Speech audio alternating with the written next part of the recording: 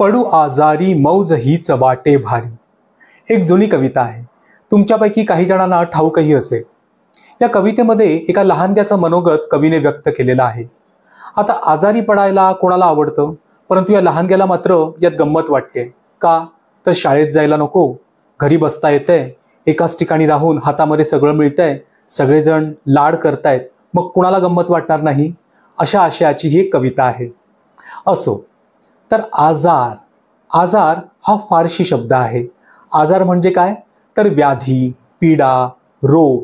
परंतु हे शब्द आपण क्वचितच वापरतो. आपण काय म्हणतो, आजार. या आजारवरून एक शब्द झालाय, तो म्हणजे आजारी. आजारी म्हणजे काय, तर व्याधीग्रस्त, पीडाग्रस्त, रोगग्रस्त, रुग्ण, रोगी असं. परंतु हेही शब्द आपण वापरत नाही. आपण असं म्हणत नाही ना, मी व्याधीग्रस्त आहे, मी पीडाग्रस्त आहे. आपण काय म्हणतो, मी आजारी आहे.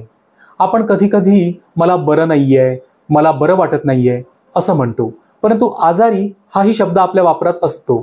तर असा हा आजार आणि आजारवरून आलेला आजारी. मंडळी, असाच एक शब्द घेऊन भेटूया पुढील भागामध्ये.